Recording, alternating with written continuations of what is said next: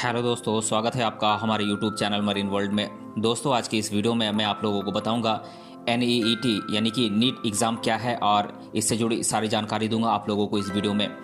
दोस्तों, वीडियो में आगे बढ़ने से पहले मैं आपसे रिक्वेस्ट करना चाहूँगा कि अगर आपने अभी तक इस चैनल को सब्सक्राइब नहीं किया है तो इसे ज़रूर सब्सक्राइब कर लीजिएगा और अगर ये वीडियो अच्छा लगे तो इसे शेयर ज़रूर कीजिएगा। तो चलिए दोस्तों, इस वीडियो को स्टार्ट करते हैं। दोस्तों, इस वीडियो में हम आपको बताएंगे कि NEET यानी कि नीट एग्ज़ाम क्या है और नीट का फुल फॉर्म क्या होता है, नीट एग्ज़ाम की फ़ीस कितनी होती है, नीट UG और नीट PG में क्या अंतर है, नीट एग्ज़ाम कौन दे सकता है। साथ में हम ये भी जानेंगे कि NEET exam syllabus, NEET exam pattern, NEET में पासिंग मार्क्स कितने होने चाहिए, नीट एग्ज़ाम के बाद कौन से कैरियर ऑप्शन होते हैं और नीट एग्ज़ाम की तैयारी कैसे करें। हम आपको कुछ अच्छी किताबों के बारे में भी जानकारी देंगे ताकि आपको तैयारी में मदद मिल सके। हम ये सब टॉपिक डिटेल में कवर करेंगे ताकि आपको एक ही आर्टिकल में पूरी जानकारी मिल जाए और आपको इधर उधर भटकना न पड़े। नीट एग्ज़ाम डॉक्टर बनने की पहली सीढ़ी है, यानी अगर आपको डॉक्टर बनना है तो पहले नीट का एंट्रेंस एग्ज़ाम क्लियर करना होगा।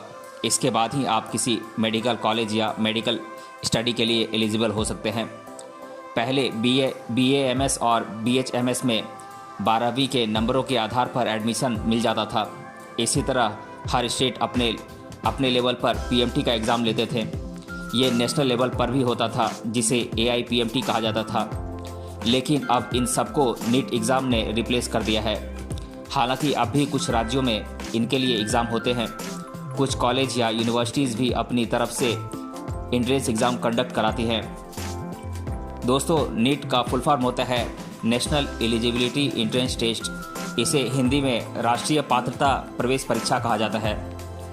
सामान्य वर्ग के उम्मीदवार के लिए नीट एग्ज़ाम की फ़ीस 1,500 रुपये होती है।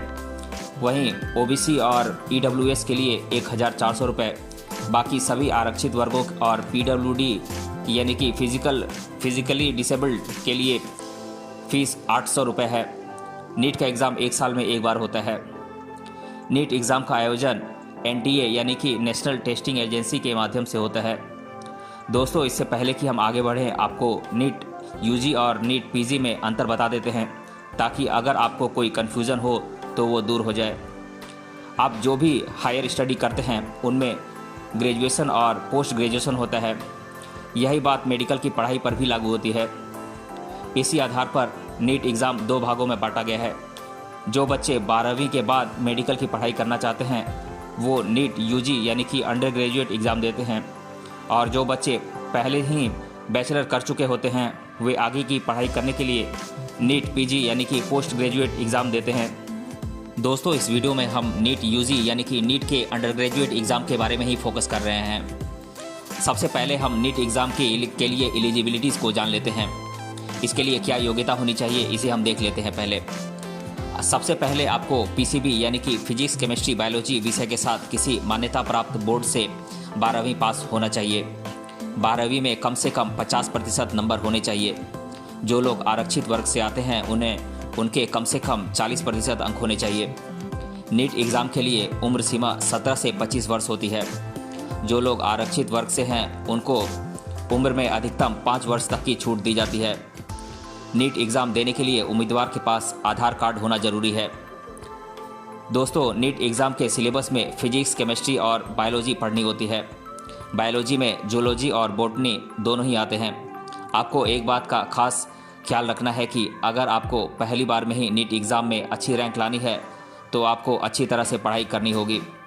अपने टेक्स्ट बुक तो पढ़ने ही होंगे, इसके अलावा अपनी तैयारी को और अच्छा करने के लिए बहुत सी कॉम्पिटिटिव बुक्स भी आती है जिसके द्वारा आप अपनी तैयारी को और भी अच्छा कर सकते हैं। बात करें नीट एग्ज़ाम के पैटर्न की, तो नीट एग्ज़ाम में सबसे महत्वपूर्ण बात यह है कि आप इसे हिंदी और अंग्रेजी के अलावा 9 क्षेत्रीय भाषाओं में भी दे सकते हैं।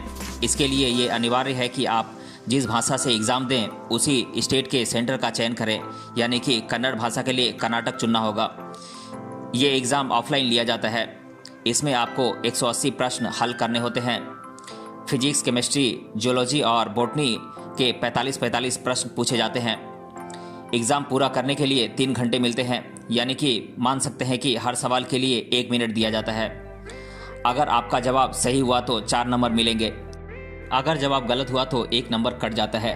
दोस्तों, नीट एग्ज़ाम के पैटर्न से आपको ये तो समझ आ गया होगा कि ये कुल 720 नंबर का पेपर होता है। इसमें एक परसेंटाइल सिस्टम होता है। अब हम आपको ये बताते हैं कि नीट क्वालिफाई करने के लिए आपको कितने नंबर आने चाहिए। जनरल कैटेगरी के लिए 50 परसेंटाइल, वहीं बात करें जनरल पीडब्ल्यूडी के लिए तो ये 45 परसेंटाइल है। वहीं बाकी सभी आरक्षित और इनमें आने वाले सभी पीडब्ल्यूडी उम्मीदवारों के लिए 40 परसेंटाइल होने चाहिए।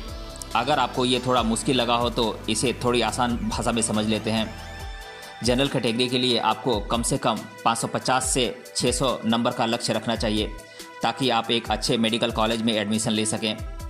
SC ST कैटेगरी के लिए आपको कम से कम 450 से 500 नंबर का लक्ष्य रखना चाहिए।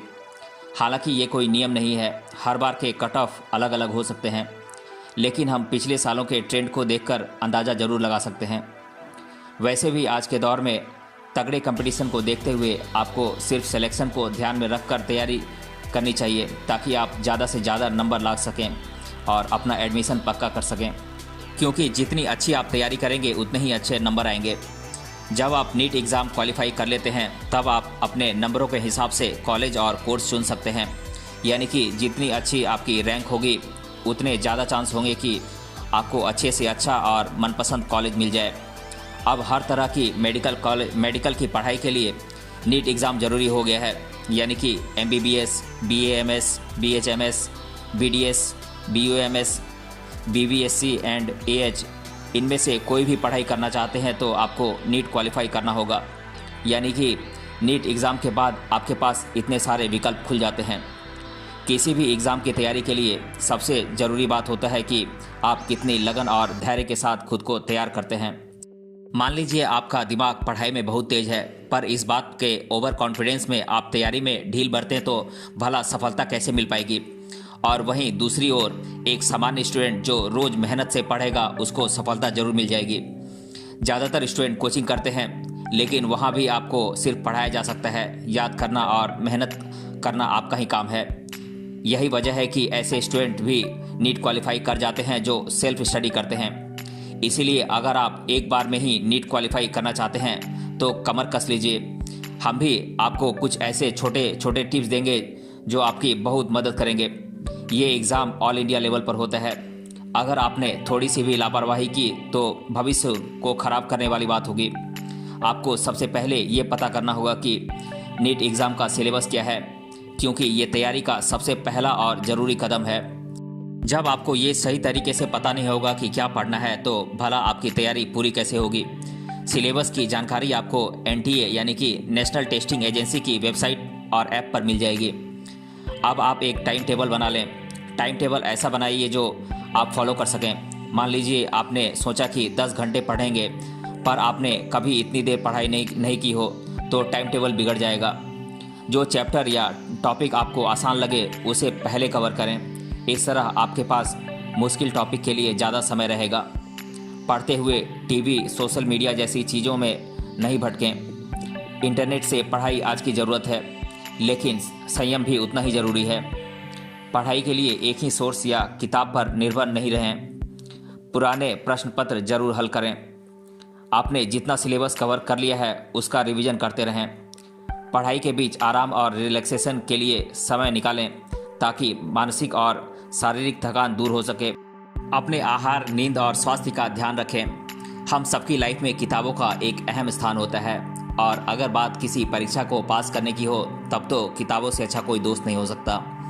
अब हम आपको कुछ किताबों की जानकारी दे रहे हैं जो आपके लिए बहुत फ़ायदेमंद हो सकती हैं।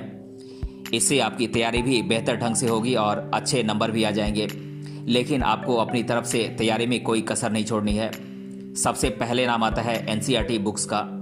आप फिजिक्स, केमिस्ट्री, बायोलॉजी हर सब्जेक्ट के लिए इन किताबों को ज़रूर पढ़ें, क्योंकि NCERT का करिकुलम बहुत अच्छा होता है। इसमें से काफ़ी सवाल भी आते हैं, लेकिन इनमें भी थियोरेटिकल पार्ट ज़्यादा रहता है। अब हम कुछ और किताबें देखते हैं जो किसी कंपटीशन के हिसाब से थ्योरी ही नहीं बल्कि क्वेश्चन आंसर के फॉर्म में भी आपकी तैयारी करवाती हैं। इन किताबों का एक फ़ायदा ये भी होता है कि इसमें आप मॉक टेस्ट और पुराने क्वेश्चन पेपर भी आपको मिल जाते हैं।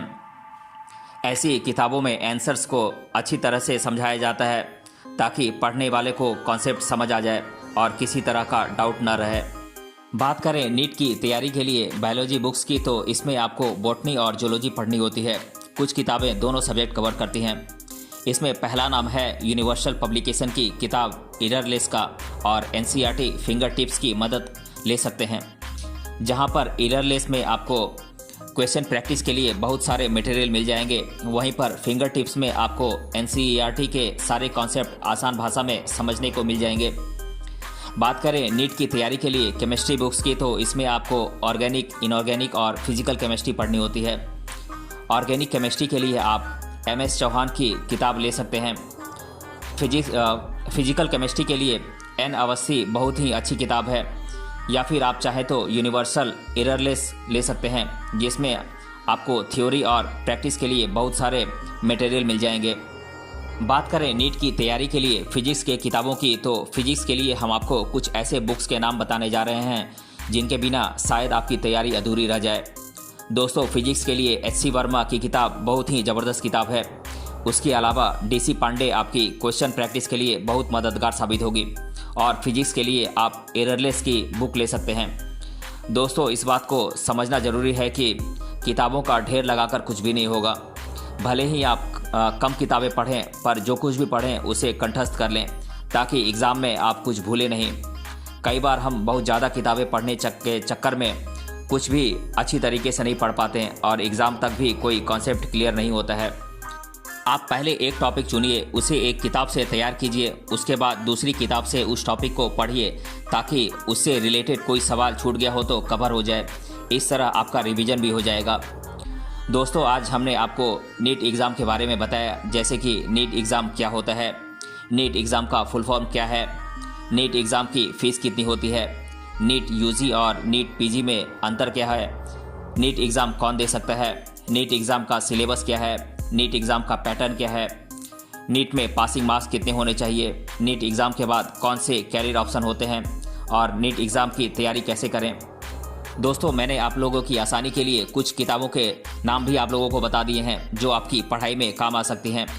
हमने अपनी तरफ से आपको पूरी जानकारी दी है। फिर भी आपको लगता है कि कोई सवाल रह गया है तो कमेंट सेक्शन में ज़रूर बताएं। अगर और किसी टॉपिक पर जानकारी चाहते हैं तो भी ज़रूर लिखें। आपको ये आर्टिकल पसंद आए तो इसे ज़्यादा से ज़्यादा शेयर करें और हमें सब्सक्राइब कर लें। तो दोस्तों, मिलते हैं अगले वीडियो में किसी अन्य टॉपिक के साथ। तब तक के लिए धन्यवाद।